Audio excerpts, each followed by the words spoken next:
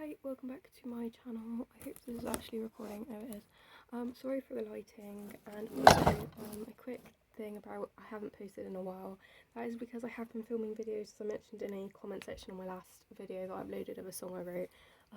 I have had some issues with my laptop, and that is annoying because I literally spilled liquid on it, so I've kind of should be able to retrieve those files, but I am going to keep uploading, and obviously this isn't on my camera because I'm having issues with my camera as well, so yeah, it's on my phone for this moment. I want to talk about whirlwind relationships versus taking your time in relationships. And sometimes it's easy to have this like rushing feeling when you meet people, and you might want to just like make everything happen really fast because you have this sort of idea that you want to just like make everything happen really fast, and like you don't necessarily know that you should be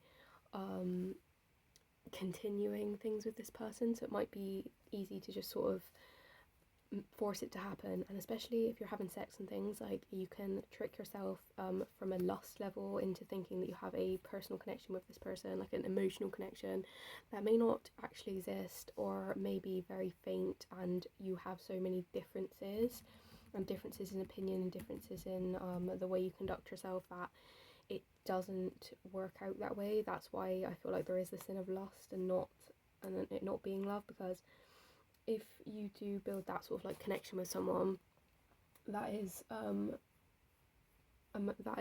built on sex and lust and stuff, it's hard to actually become,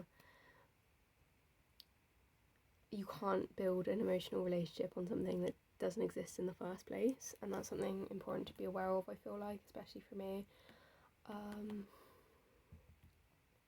And it can be like, as well, it's not even like fun to do necessarily, because you might find it really difficult to navigate that situation in the first place, and there can be things like, you know, that go very wrong in that process in the first place. But also after the fun stuff's over, because you do have like a honeymoon period, and there are people that do go around sort of like having honeymoon periods with different people just for that point.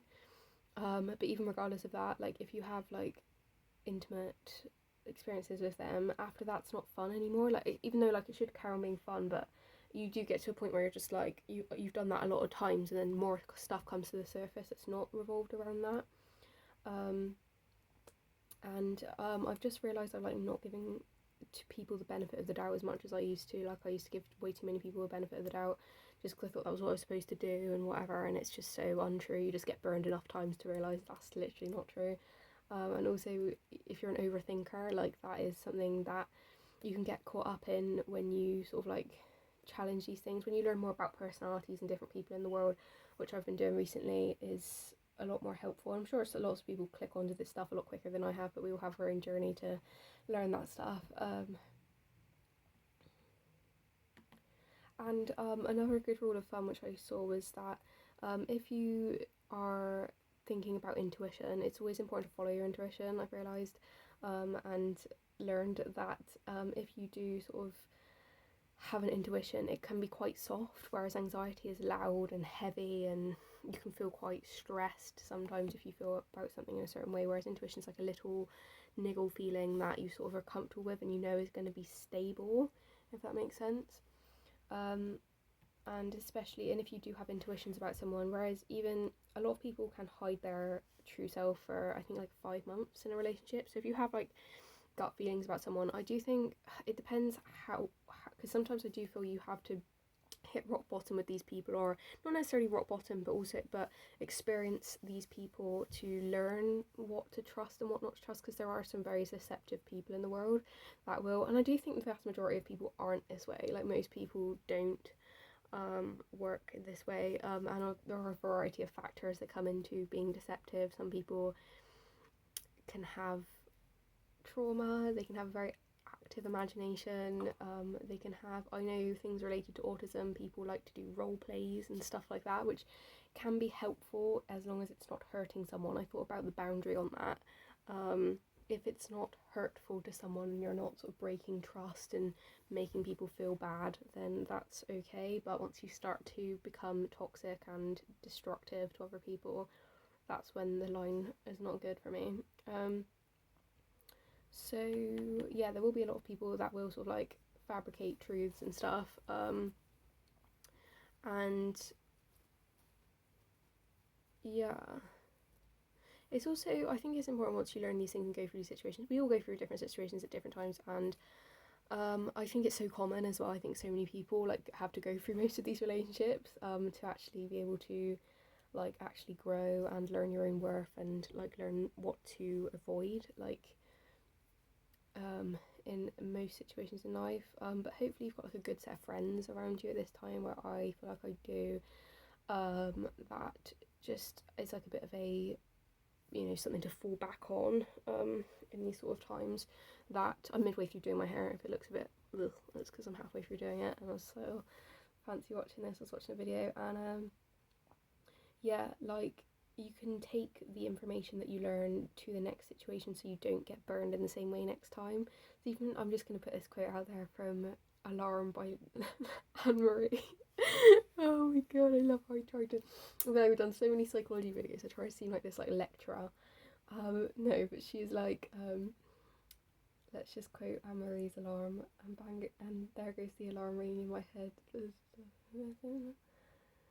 Texting from his ex, what did you expect? Now you're lying there knowing where he goes. And then it's like, it's just, there's this line about how like I got burned, but I'm not going to sit around and let it happen again. Something to that extent. Let's just leave it at that so I don't have to like embarrass myself with more lines. I know like those lines from songs. So yeah, one thing to consider when you're thinking about getting into a different relationship is, and this is something that I'm in a place of now where I've kind of, I think it's okay to test the water in relationships when you're younger. And I'm not saying like, I do think adult relationships are adult relationships, and some people have really long relationships when they're really young, and some people are like ready for relationships when they're like 14 and they stay in like 10-year relationships from that, and some people aren't ready for relationships till they're like 30 and then they just end up getting married, or they just stay single, or they don't get married, and whatever. Like there's so many different ways of doing it, but I'm at the place now where I've kind of been in relationships that were solid and adult, bearing all this stuff in mind at this age. I've definitely met a few different people, and I'm kind of at the place now where I'm like, I don't think I'm ready for another relationship. It's not like I'm not ready. I am ready. I'm kind of like at the point where like I could go for another relationship.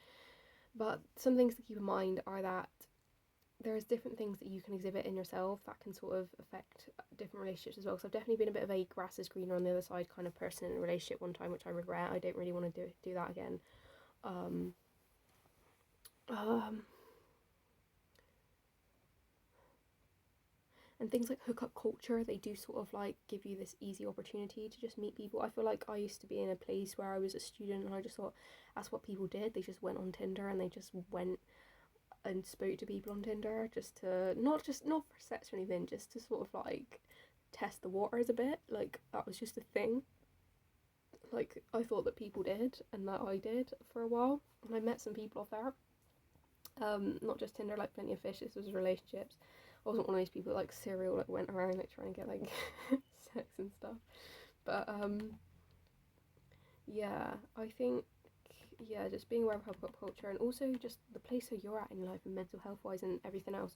Like I'm not saying like you have to have bad mental health for this to stop you happening, but just any sort of things you're going through, like are you ready to share that with someone else, or do you need to have some time in solitude? And I feel like things happen anyway, regardless of what you think you're ready for or what you're not ready for, but to take accountability for how you are, because that's one thing I've noticed in the last relationship, is that I've had some very accommodating people in my life, and some people just are a waste of life. Not necessarily a waste of life, just a person that I would not have in my life. Who am I to say that someone is a waste of life? I don't think that is necessarily fair to say.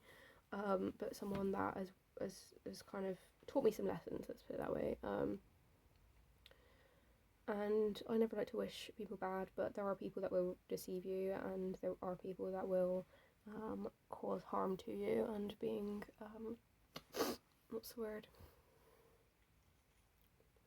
sure of what to allow and what to not allow into life is helpful and a learning process. So yeah, thanks for listening. Bye.